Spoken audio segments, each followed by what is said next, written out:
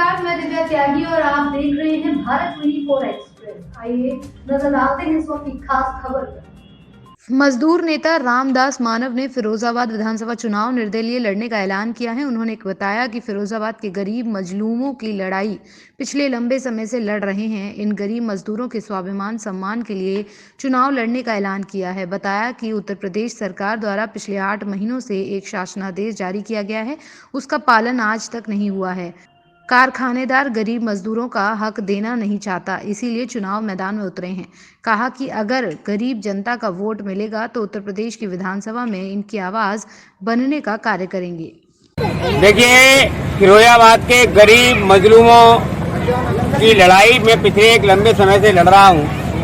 इन गरीब मजदूरों के स्वाभिमान सम्मान के लिए उत्तर प्रदेश की विधानसभा के चुनाव के लिए हमने आज चुनाव प्रचार का आगाज किया है, क्योंकि पिछले 8 महीने से उत्तर प्रदेश सरकार के द्वारा इन गरीब मजदूरों के लिए एक शासनादेश जारी किया गया, लेकिन उस शासनादेश का आज तक पालन नहीं हुआ।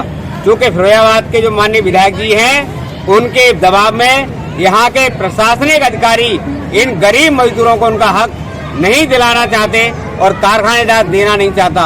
इसलिए इनकी आवाज अब तक हमने सड़क पर लड़ाई लड़ी है, लेकिन अब इनकी लड़ाई हमको पावर देने के लिए आज हम अपनी माताएं बहनों के बीच में, अपने भाइयों के बीच में वोट मांगने के लिए हम जा रहे हैं और इनसे अपेक्षा है कि इनका वोट हमको मिलेगा तो निश्चित तौर पर इनकी आवाज को हम उत्तर प्रदेश की विधानसभा में उठाने का काम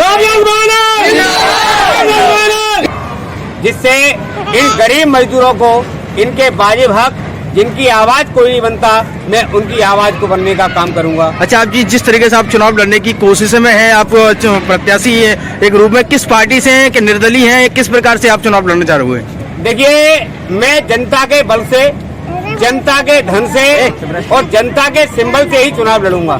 तो ये भी कुछ खास खबरें और इसी तरह की कुछ खास और चुनिंदा खबरों से जुड़े रहने के लिए देखते रहिए भारत 24 एक्सप्रेस।